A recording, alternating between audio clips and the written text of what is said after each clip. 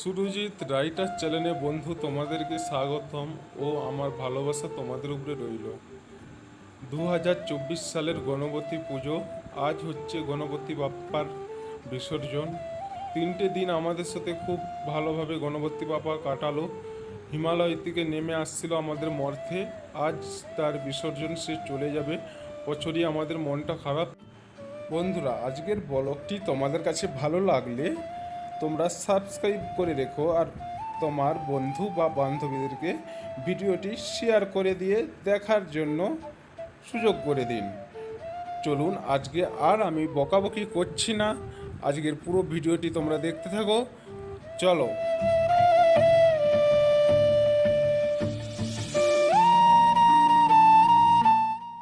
বন্ধুরা দেখো, আমার হচ্ছে দিদিভাই প্রায় আরতি করতে লেগে পড়েছে।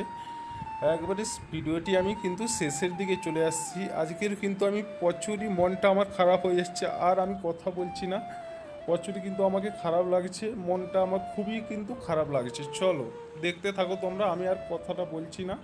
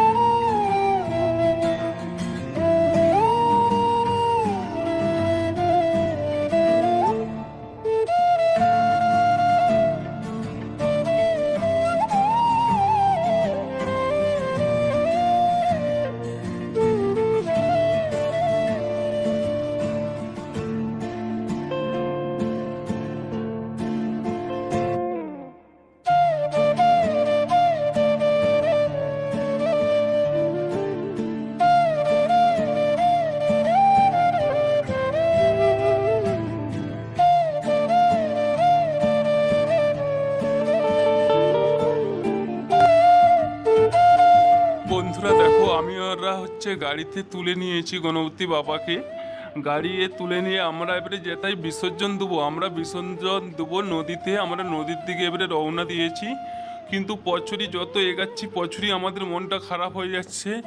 আবার হয়তো বিসর্জন দিয়ে দেওয়ার পর আর তো আমরা দেখতে পাবো না। যতক্ষণ আমাদের কাছে রয়েছে বিসর্জনের আগে তোমাদেরকে আমরা দেখানোর ততক্ষণ চেষ্টা করছি।